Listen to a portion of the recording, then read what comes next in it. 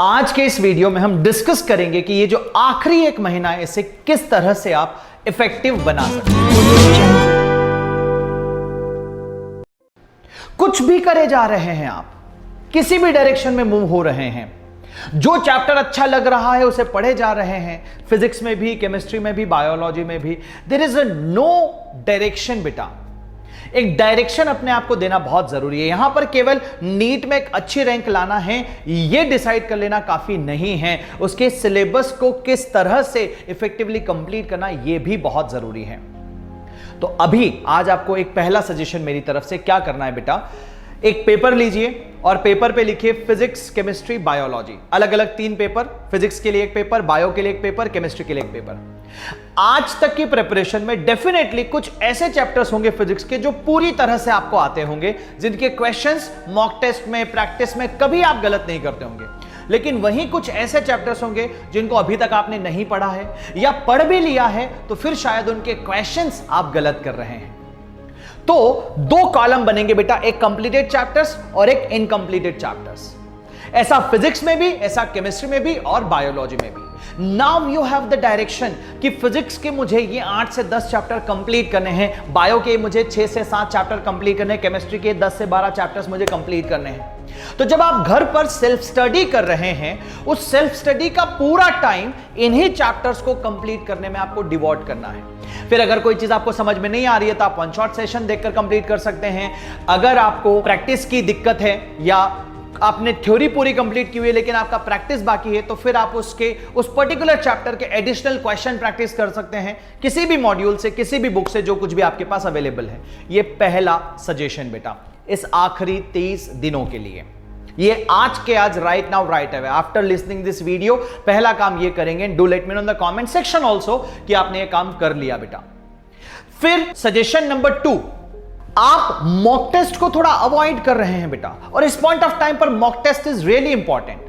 अब आपको अगर ऐसा लगता है कि सर मॉक टेस्ट डेली देना चाहिए या हफ्ते में 1 बार देना चाहिए या हफ्ते में 2 देना चाहिए, बेटा जितना ज्यादा दे सकते हो, दिस इज द टाइम जहां पर जितने ज्यादा मॉक टेस्ट दोगे उतना ज्यादा आपका स्कोर इंप्रूव होगा। और इसी के लिए अनअकैडमी के लर्निंग ऐप पर डेली बेसिस पर 2 PM पर हम chapter wise NCERT based question का एग्जाम कर रहे हैं बेटा। अर्जुना 2.0 की सीरीज जो चल रही है आप सभी जानते हैं, उसी से related chapter wise paper already हमारे चल रहे हैं, ठीक है। अब मॉक टेस्ट अगर आपको पार्ट टेस्ट में देना है, अक्सर गलतियां कहां होती है सर, जब एक पर चैप्टर तो बहुत अच्छा स्कोर कर रहे हैं लेकिन 2-3 चैप्टर्स जब एक साथ आ जाते हैं तो फिर गलती होती है। और नीट के एग्जाम में तो सारे चैप्टर्स एक साथ पूछे जाएंगे। आप लोगों के लिए एक सेकंड गुड न्यूज बेटा, डिस्क्रिप्शन बॉक्स में आपको टेलीग्राम का एक लिंक मिलेगा बेटा। वो मेरा पर्सनल टेलीग्राम चैनल है जिस पर 5 जून से आप सभी लोगों को पार्ट टेस्ट वाइज पेपर मिलने वाले हैं, जिससे आप घर पे बैठकर सॉल्व करेंगे। 1 घंटा टाइमर सेट करना बेटा या 50 मिनट का टाइमर सेट करना, और जितने नंबर ऑफ क्वेश्चन सॉल्व हो पाए उतने सॉल्व कीजिएगा। सॉल्यूशन के साथ वो पेपर आपको मिल जाएगा। और ये पेपर पार्ट टेस्ट वाइज जब आप करते चले जाएंगे, इसमें पार्ट टेस्ट भी है, इसमें क्यूमुलेटिव मेजर टेस्ट भी है, इसमें मेजर टेस्ट भी है और इसमें फुल सिलेबस टेस्ट भी है बेटा। इस पूरे महीने में आपको मॉक टेस्ट को बहुत ज्यादा फोकस में रखना है। रिवीजन तो आप मेरे साथ अर्जुना में कर ही रहे हैं, मॉक टेस्ट की एक हैबिट और बिल्ड कर लीजिए। अब कई सारे बच्चे जो गलती करते हैं, उसमें सजेशन नंबर 3 बेटा, मॉक टेस्ट देते तो हैं लेकिन एनालाइज नहीं करते। और एनालिसिस के नाम पर क्या करते हैं कि 720 नंबर का एग्जाम लिखा तो टोटल कितने नंबर आ रहे हैं और कितने नंबर कट गए, इसे एनालिसिस नहीं कहते, सुपरफिशियल कहानी होगी बेटा। एनालिसिस करना है इन डेप्थ।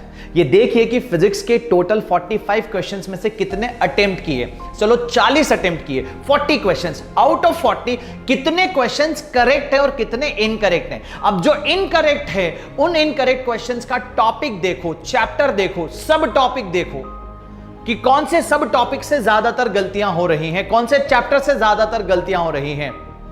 गलतियां किस तरह की हो रही है, सिली मिस्टेक्स है या कैलकुलेशन एरर है या कॉन्सेप्ट ही गलत लगा दिया या फिर सवाल ही समझ में नहीं आया।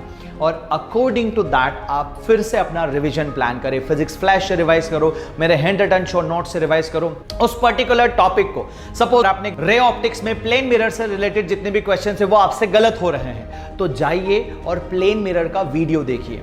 वहां पर उसे 2x स्पीड में देख लो फटाफट से, वहां आपको आइडिया लगेगा ओके ऐसे करना होता है। So these are the 3 suggestions बेटा। आई होप इस आखिरी 1 महीने में आप गलतियां नहीं करेंगे, और यही 1 महीना है जो पूरी तरह से अपने आप को केवल और केवल नीट के लिए लगा देना है बेटा।